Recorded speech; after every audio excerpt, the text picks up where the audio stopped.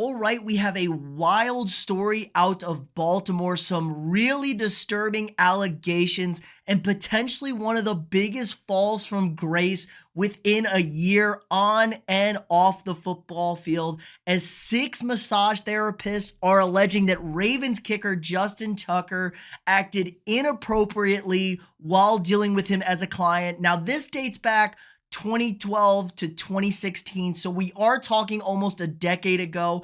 After receiving a tip earlier in January, the Baltimore Banner did some digging and some investigation, spoke to multiple massage therapists that worked with Tucker early in his career and alleged very gross, inappropriate behavior. We're talking Deshaun Watson levels of misconduct. Now, Tucker has come out and spoken, released a statement denying all of these claims, but the details and stories from these women kind of start to line up a similar pattern of behavior. And what is the NFL going to do now at this point after the disaster Deshaun Watson PR stunt? It's looking bad for Justin Tucker, especially after the head coach said we have a zero tolerance policy for shit like this.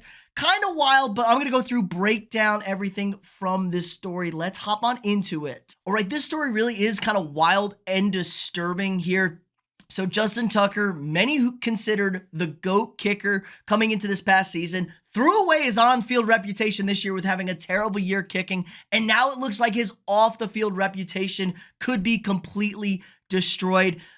6 massage therapists are alleging sexual misconduct by Tucker from 2012 to 2016 when he first got into the league with the Ravens. And it's crazy. These women had not really known each other prior to this, prior to being contacted by the Baltimore Banner. Now they're saying in a really kind of corroborated story, they all really have similar stories. Now, they say they don't know each other. We'll have to take that with a grain of salt. Maybe the Baltimore Banner kind of led on the questions. We'll never know. But it seems like there was a consistent pattern of behavior from Tucker. He would go into these high-end spas in the Baltimore area, go in, ask for those massages, get those groin massages, want them to work his inner thigh. Look, that's not the craziest thing in the world. He is an NFL kicker. You got to work out the glutes. You got to work out the legs. You got to work out the groin.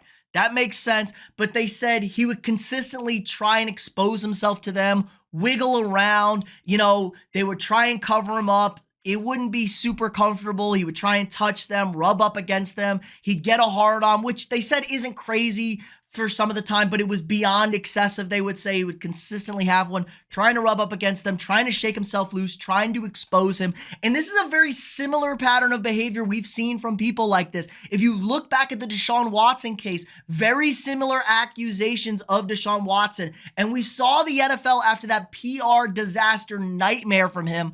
What could they be laying down on Tucker? Now, like I said, Tucker is completely denying all of these allegations, said it's unequivocally false. Now, he said the paper was just trying to get a story in a headline. They refused to interview key witnesses here.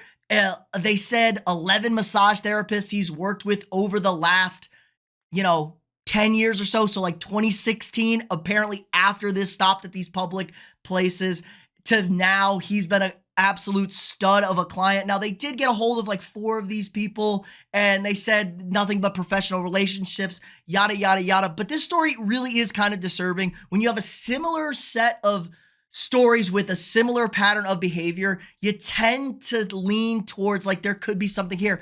And more importantly, 2 of the 3 alleged spas banned Tucker after incidents. After an incident in 2014, Ojos, which seems to be the big main spa in this whole thing, reported he was banned as a customer after one of their young massage therapists tried to work on him, had a very uncomfortable incident, reported the incident immediately, and he was banned from it. And then a lawyer from Studio 921 also said that ownership called Tucker after another incident with one of their employees was reported to them that he was banned from them. Now, Tucker's lawyer is saying this is complete bullshit. He was never banned from any of these spas.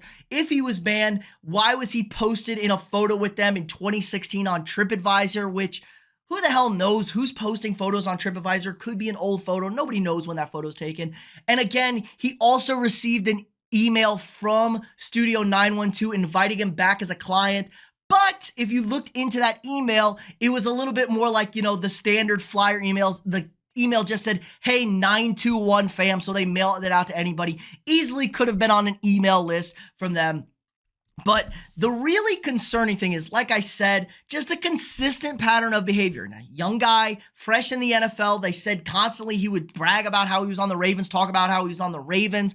And then the behavior seems to stop just a little bit after he got married to his college sweetheart. So he's a young guy, not single, but he's acting single in the NFL, completely inappropriate with him. Hey man, did go to Texas. Not going to say anything about that, but this is kind of crazy and a really critical point for the NFL. The NFL is now really embracing their new demographic with the younger female audience group. We're talking about these millennial women. I guess they're not quite young anymore, getting a little bit older, and Gen Z with the Taylor Swift stuff. They have a really checkered and not great past dealing with domestic disputes, incidents like Deshaun Watson, things like that. It's really kind of stained the NFL's reputation, and I feel like it's hurt them long-term with the viewership. And the NFL is committed, whether we like it or not, as pure football fans, committed to expanding those demographics, getting into the female demographic.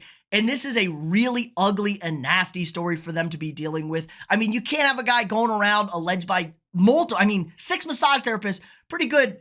You know, they didn't file any criminal charges, but they said maybe there could have been criminal charges there, but there is civil stuff. Going to be really hard to prove. But again, if he was banned from both of these spas and there's documentation that he was banned from both of these spas, that seems like there's smoke there. Where there's smoke, there's usually fire. Not always, not 100%. We want to see this kind of play out. But even without any criminal proceedings, even in the Deshaun Watson case, really, because he got 11 games, and they have to go harder now. You have to go harder after you have that precedent. And we have head coach John Harbaugh, saying zero tolerance for this shit. So you have a demographic now that have joined the NFL in younger female women in the ages, 18 to 35. Now they're trying to dip into that market. You can't have a story like this and take it lightly. So even if we can't get any concrete evidence or anything like this, just the story being out there, the NFL, I'm sure, is going to interview these women. They're going to interview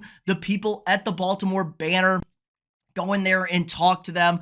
I'm expecting a hefty suspension. I could see the Ravens even cutting him. Why wouldn't they want an excuse to get rid of Tucker? He was terrible in the regular season, did figure some things out towards the end there, but you just can't have this kind of stench sticking around your organization. Look what it did to the Browns. The Browns were trending in the right direction.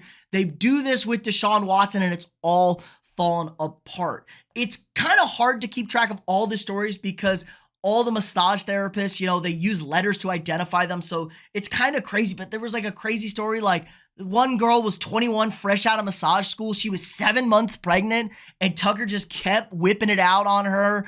And then he, was rubbing and stuff. 2 other female employees saying he left, a special present for them on the table after they got out. Now he's saying it was oil or whatever. I don't know. Has he got the Diddy oil out there? I don't know what's going on, but I don't know. It kind of, he had a squeaky image. How much do we really know about kickers? What do we really know about NFL kickers? Not much. Not a whole lot. I don't want to jump to conclusions here, but I think there's there. I think the corroborating of the stories, similar stories, not all exactly the same, but very similar, and a pattern of behavior. That's what you want to look for in these things. Now, could the paper, like I said, gotten these women together, kind of worked into the stories, got them together? I don't know. We're going to need a bigger investigation into this. The NFL is going to have to step in and try and figure this all out, but just a really crazy story and kind of unfathomable to think about. Like, I don't love that it takes this long for this shit to get out there. Like, put these damn things out there, because then you lose some credibility. I'm sure there's plenty of people who are going to completely ignore this shit. 10 years, like, what the hell? Why wasn't this out? But got to dig into it. If he was banned from these 2 parlors, I'm really going to start to lean that I'm going to believe this stuff. Justin Tucker, kind of a dick, I feel like, just gives off that energy when you watch him kick. Very cocky bastard, was a cocky prick at Texas.